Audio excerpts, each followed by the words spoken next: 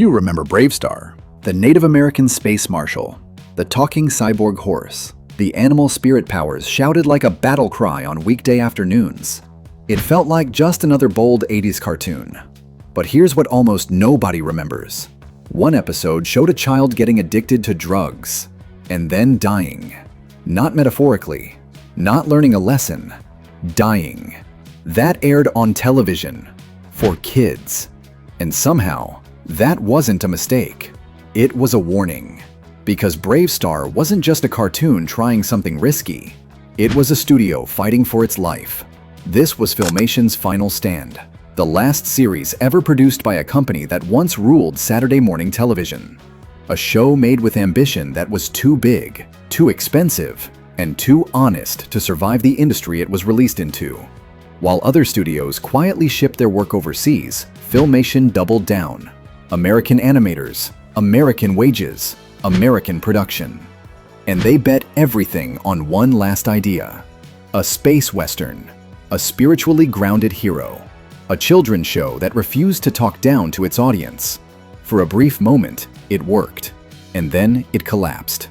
This is the story of how BraveStarr rose as one of the most daring animated series of the 1980s, how it fell almost immediately after, and how it took an entire animation studio with it. This isn't just the fall of a cartoon, it's the last gunfight of Filmation. Who's this man with the spoosies? He look familiar. Who? The rise. The origin, a studio's last gamble. By 1987, Filmation wasn't just another animation studio, it was a holdout. While the rest of the industry quietly shipped its work overseas, cutting costs, cutting corners, Filmation refused. Every frame was drawn on American soil, American animators, American wages, American pride. It was noble, and it was bleeding them dry. Filmation didn't just need a success, it needed a miracle. Something bold enough to stand out in a crowded cartoon battlefield. Something no other studio would even attempt, because no other studio could afford to. That's when BraveStarr was born. Not as a safe idea, but as a swing-for-the-fences gamble. Take the classic American Western and launch it into space. Make the hero a Native American marshal, not a stereotype, but a spiritually grounded lawman. Set it all on a frontier planet called New Texas. It sounded less like a pitch and more like a dare.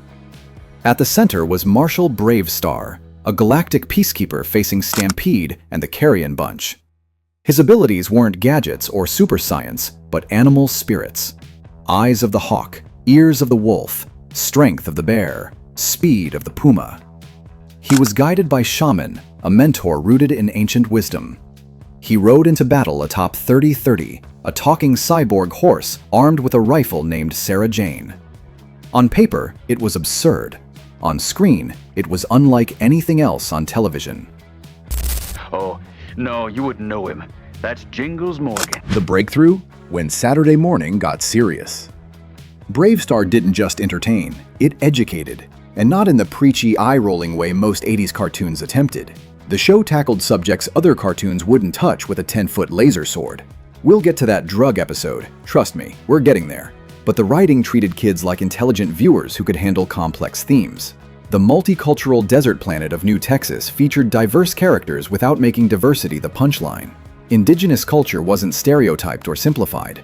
The hero's spirituality was portrayed with respect, woven naturally into his character rather than reduced to a gimmick. This was like G.I. Joe deciding to actually explore the psychological trauma of combat. Nobody expected depth from syndicated animation. BraveStarr delivered it anyway. The show produced 65 episodes, the magic number for syndication packages. That meant 5 days a week of new adventures, flooding the afternoon airwaves with space western action. He was my commander at the Marshals Academy, the best in the galaxy. The peak, merchandise and movies. Mattel backed the property with a full toy line. Action figures, vehicles, play sets, the complete 80s merchandising playbook. BraveStarr himself, 3030, Tex Hex, the whole Rogues Gallery transformed into plastic. The franchise even spawned a theatrical film. BraveStarr, the legend, hit theaters in 1988, serving as an origin story for the Marshal and his mission. A cartoon series getting a theatrical release? That was reserved for properties with serious momentum. For a brief, shining moment, BraveStarr stood alongside He-Man and Transformers as the next big thing. The formula seemed bulletproof. Great animation, compelling hero, merchandise pipeline flowing. But remember that theatrical film? The timing of its release tells a darker story, one we need to examine closely.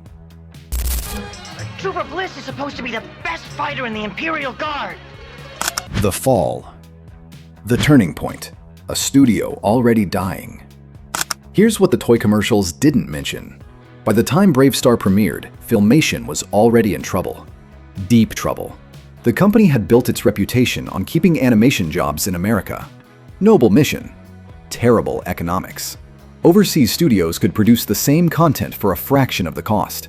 Every competitor was shipping work to Japan, Korea, Taiwan. Filmation refused to compromise. They paid American wages, maintained American facilities, kept American animators employed. The math simply didn't work anymore. BraveStarr wasn't just a creative project. It was a Hail Mary pass from a studio watching its business model collapse in real time. The show needed to be a massive hit, not just a regular hit, massive enough to justify domestic production costs when everyone else had abandoned them. That's an impossible weight for any cartoon to carry, even a great one. XX. I don't frighten easily. The Cascade. Syndication saturation. The late 1980s had transformed into a cartoon battlefield. G.I. Joe, Transformers, Thundercats, He-Man. The toy-driven animation market was absolutely flooded. Every company wanted their own BraveStarr, their own He-Man, their own Optimus Prime. Airwaves overflowed with competing properties. Kids only had so many hours between school and bedtime. Parents only had so many toy dollars. Attention fragmented across dozens of colorful universes demanding loyalty.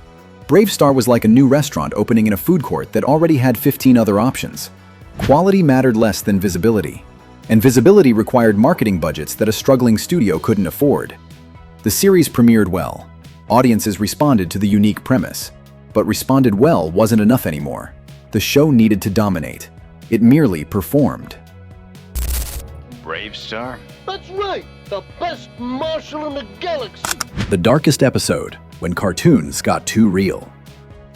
Now we need to talk about The Price, episode 26, the one that still shocks people who stumble across it decades later.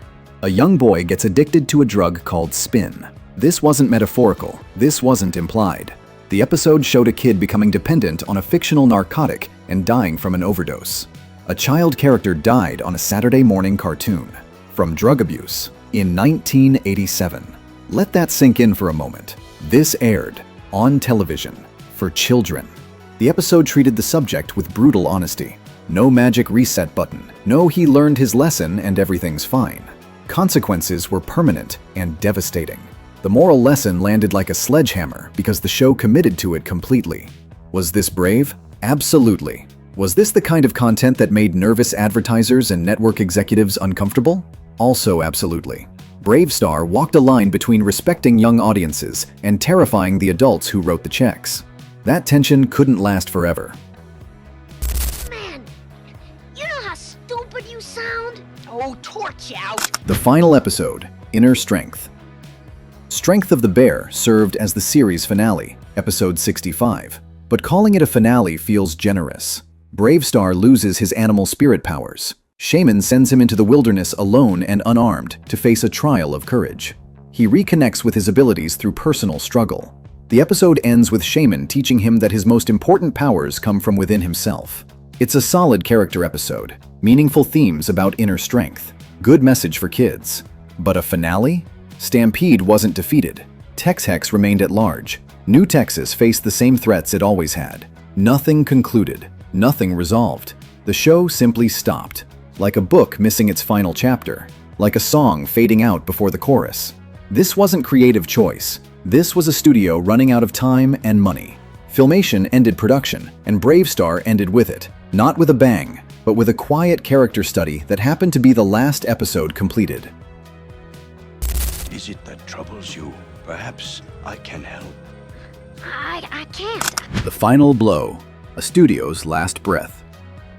BraveStarr holds a melancholy distinction. It was the final animated series Filmation ever produced. the company that brought American kids He-Man and the Masters of the Universe, Fat Albert, She-Ra, and countless other properties simply ceased to exist. L'Oreal, the cosmetics company that owned Filmation, shuttered the studio, insert specific closure date needed.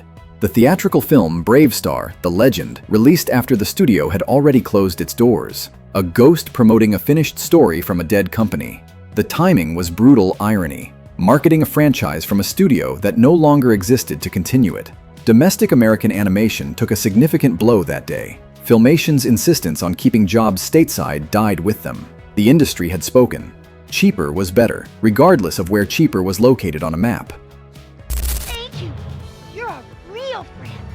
I'll pay you back. I promise. The aftermath, buried in the vault.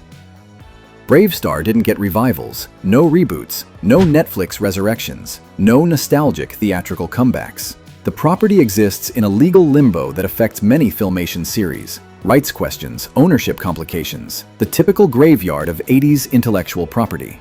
While He-Man found new life through multiple revival attempts, his space western cousin remained in the vault. Occasional DVD releases surfaced. Streaming platforms picked it up, dropped it, picked it up again. The show exists if you look for it, but nobody's actively promoting Marshall BraveStarr to new generations. For those who remember, BraveStarr represents something unique, a show that treated kids as capable of handling real themes, a hero who combined genres in ways nobody had attempted, a studio's final, defiant creative statement before the economics of animation crushed them. The 65 episodes remain. The movie remains. The memories of Saturday mornings with a space cowboy who had the strength of the bear remain. But the true ending, the one where heroes definitively triumph and villains face justice, that ending was never written, never animated, never aired. New Texas is still out there, frozen in 1987, waiting for a Marshall who completed his journey but never finished his story. BraveStarr rose as Filmation's boldest experiment, a spiritually grounded Native American hero in a space western universe that dared to show a child dying from drugs on Saturday morning television. It fell when its parent studio couldn't survive the economic realities of domestic animation, leaving the series without resolution and a theatrical film promoting a dead company's final work. The show reminds us that quality doesn't guarantee survival, that doing things the right way doesn't mean you'll stick around to enjoy the rewards, that sometimes the best creative work comes from people who know they're running out of time. Which part hits you hardest? The unfinished story? The drug episode? The studio that died making this? Drop your thoughts in the comments. If this trip to New Texas brought back memories, hit that subscribe button. We've got more stories from the vault coming your way. Until next time, remember, eyes of the hawk, ears of the wolf, strength of the bear, speed of the puma, and the most important power, the one deep within yourself. Marshall out.